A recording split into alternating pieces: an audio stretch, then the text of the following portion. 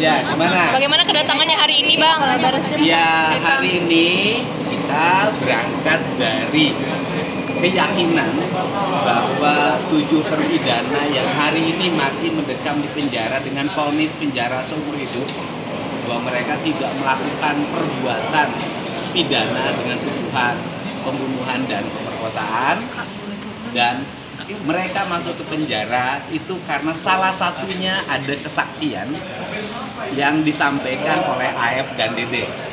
Nah, kesaksian AF dan Dede inilah yang membuat mereka masuk penjara, sehingga hari ini kami ini sama teman-teman kuasa hukum Feradi dan kemudian dari keluarga terpidana datang ke Mabes Polri untuk kembali menguji kesaksian AF dan Dede itu.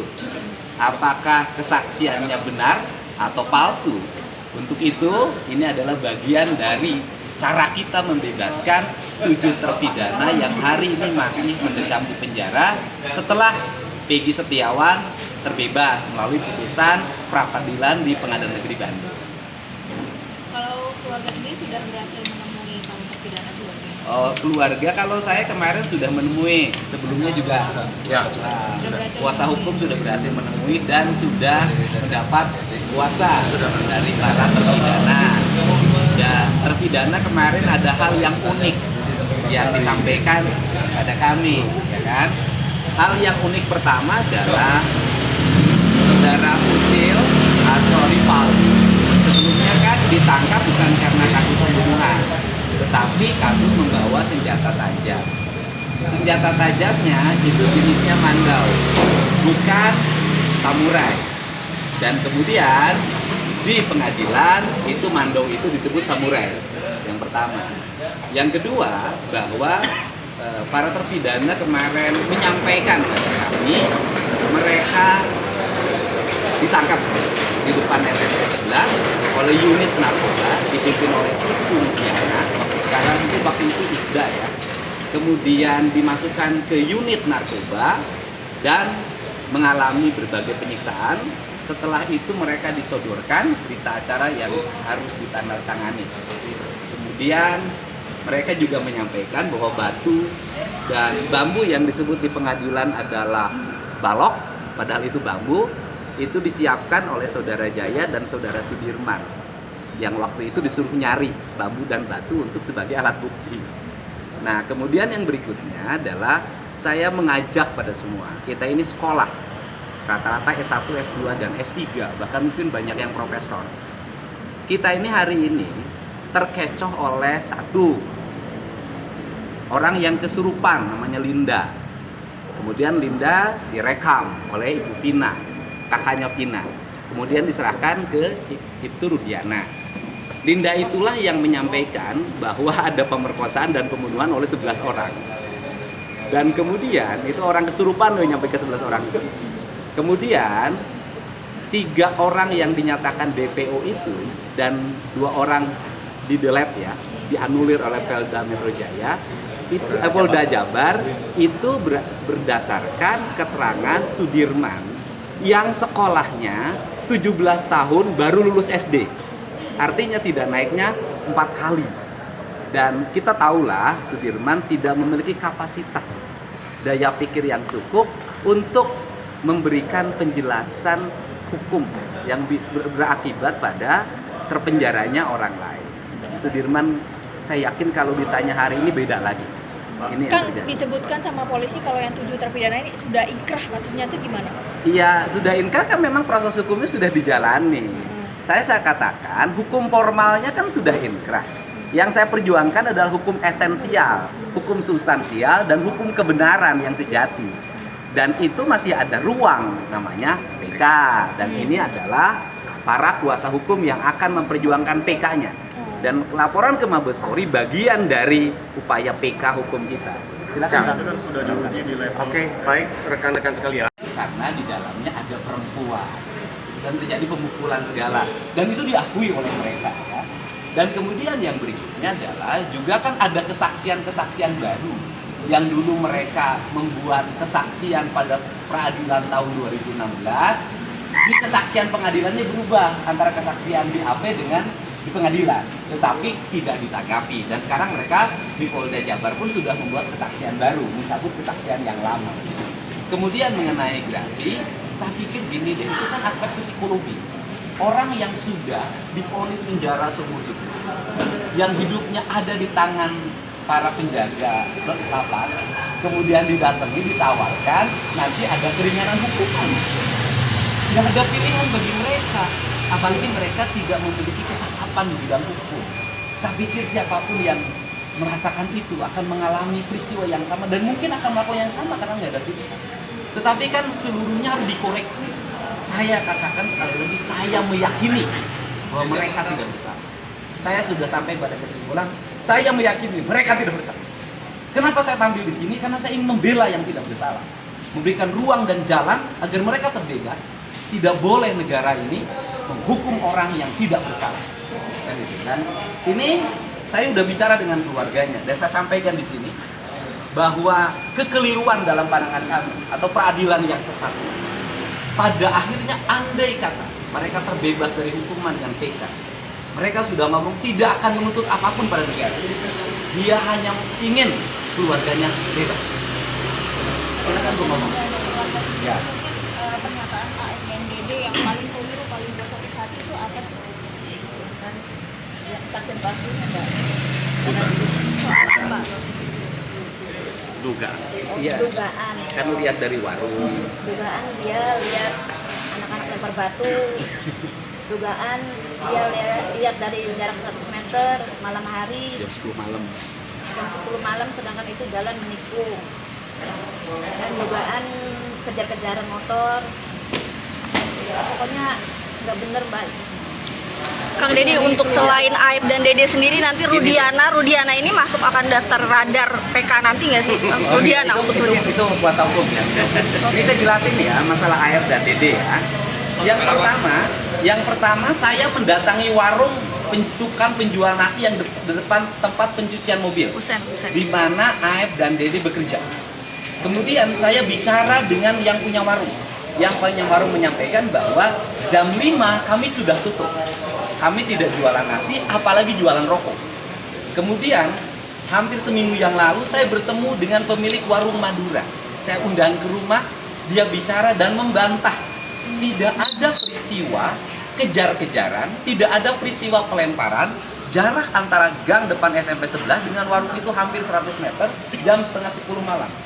Dan bahkan dia memberikan ilustrasi, andai kata ada pelemparan kan saya di situ lihat. Andai kata ada kejar-kejaran kan saya di situ lihat. Dan kemudian apabila ada mayat dibawa atau korban dibawa dari flyover ke belakang tempat pencucian mobil, dia harus lihat dan tidak melihat. Dan saya katakan yang paling menarik adalah peristiwanya terjadi di belakang tempat pencucian mobil. Itu di situ ada kebun kacang. Di kebun itu nggak ada bekas telapak kaki orang yang 11 orang itu terjadi pemerkosaan dan pembunuhan. Nah dari situ bisa terlihat ya, apalagi kapal yang 3 ini saya katakan itu makin fiktif saya katakan. Untung Sudirman tidak menyebutkan 30 orang. Kalau menyebutkan 30 orang repot lagi itu nanti polisi nyari. Pidana pembuktiannya kan bukan hanya keterangan saksi tapi ada bukti-bukti lainnya. Lantas kenapa hanya Aib dan Dede aja yang dipersoalkan? Loh, pertanyaan saya adalah apakah ketika poin dijatuhkan ada bukti mereka membunuh? Buktinya ada, Pak. Tidak ada. Karena udah semua level itu, Pak. Tidak ada buktinya, hanya kesaksian Aib, Dede dan RT Pasren dan Ahmad Abdul Kahfi. Muhammad Abdul Kahfi. Alat bukti yang bentuk samurai nggak ada sidik jarinya, itu dan perkara lain. Dan itu disebutnya bukan samurai, mandau. Kemudian batu tidak ada sidik jarinya. Kemudian balok nggak ada balok, yang ada bambu nggak ada sidik jarinya. CCTV buka nggak ada CCTV buktinya. Rudiana bagaimana Bang? Tidak di sidang etik gitu. Rudiana tidak kena sidang etik itu seperti apa bagaimana tanggapannya Bang? Sekalian, yang tadi disampaikan Kang Deddy tentang motif Aib dan Dede, ya kita serahkanlah ke penyidik. Ini kan baru dugaan kami. bahwa ada kesakit-hatian ya berdasarkan investigasi mandiri yang dilakukan oleh Kang Deddy, ya kan? Secara hukum patut diduga. Sekali lagi ya, makanya kami yakini bahwa ini ya silakan aja diuji gitu. Bukti-bukti yang kami hadirkan ini. Apakah siapa-siapa lagi yang akan kami laporkan sepanjang bisa mengungkap kasus ini untuk terang benderang, ya kan? Karena ini sekali lagi melibatkan sampai ke putusan yang sudah inkrah, bukan hanya ke kepolisian, kita mesti koreksi semua nih, kan gitu kan?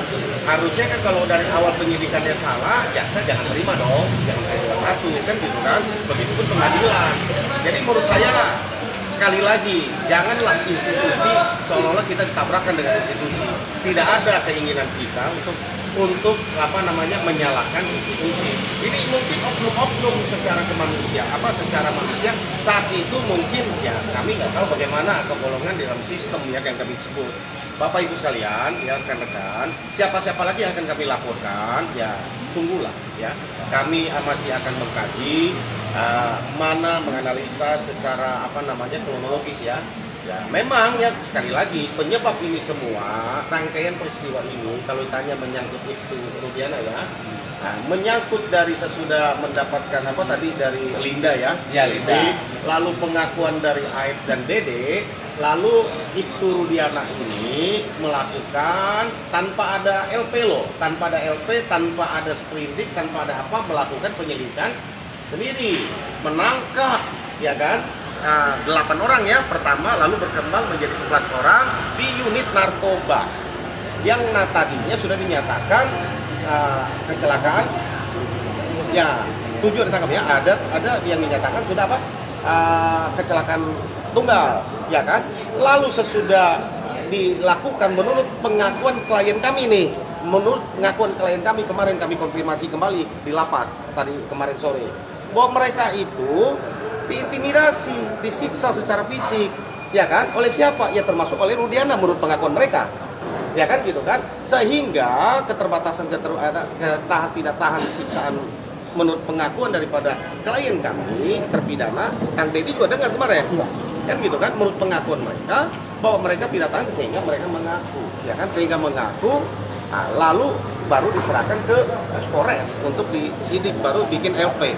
Ya, BAP-nya menurut pengakuan para terpidana mereka tidak di BAP langsung tanda tangan. Ini banyak hal-hal yang menurut kami ya kita perlu koreksi. Ya sekali lagi, ini bukan institusi, ya kita koreksi bersama. Buktinya bahwa ini sudah inkrah, kita hargai itu. Ya kan gitu kan, makanya akan dilaporkan. Kami masih analisa ya, kami intinya pasti akan ada langkah hukum kami. Bapak kan tadi bilang udah inkrah, berarti kan ini sudah diuji keterangan si Aib dan Dede di level pengadilan negeri, pengadilan tinggi sampai MK, dan di sana itu ada sarjana hukum, ada profesor hukum di sana. Kenapa Bapak tidak percaya dengan keputusan dari mereka itu? Ya, jadi saya bisa jawab gini, itu karena ada saksi baru, ada bukti baru yang kami hadirkan. Kan gitu kan, sehingga kita coba uji, kan gitu kan, kita laporkan ya gitu kan Deddy. Baik, jadi gini, Anda kan bicara tentang hukum formal ya, diuji di pengadilan negeri, di pengadilan tinggi, di Mahkamah Agung. Pertanyaan saya adalah, apakah manusia dimungkinkan nggak dia ada salah? Kalau manusia, kalau hakim sempurna, kalau jaksa sempurna, maka tidak akan ada peristiwa Sengkon dan Karta. Ya, tidak akan ada. Makanya karena ruang hukumnya masih ada, dibuka oleh undang-undang yang namanya kita, maka kita menempuh cara itu. Dan karena ruang hukum juga dibuka bahwa kesaksian palsu itu adalah tindak pidana, maka kita menguji kesaksian itu melalui institusi Mabes Polri. Dan ini bentuk bahwa kami sangat percaya terhadap institusi Mabes Polri mampu menyelesaikan ini secara objektif.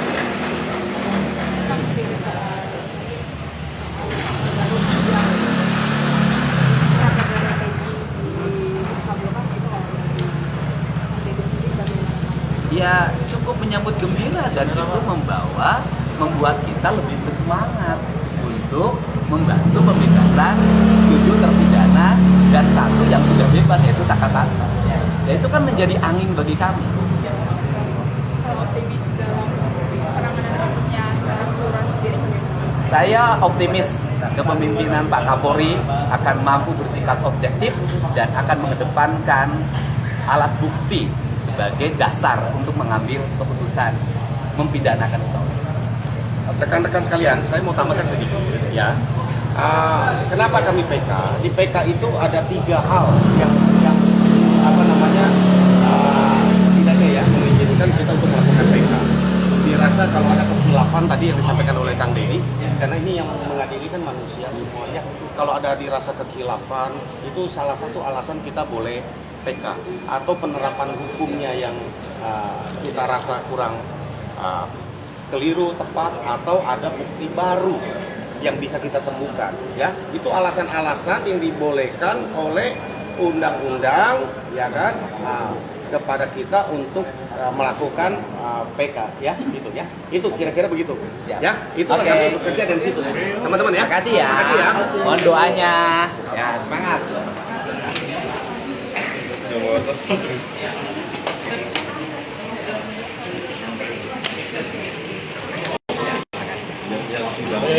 Ibu yang baru menunjukkan langsung. Sebagai ketua. Oke. 0815 685. Yang bawa atas semua. Ya. Ya. Saya sih ibunya. Yang bawa atas.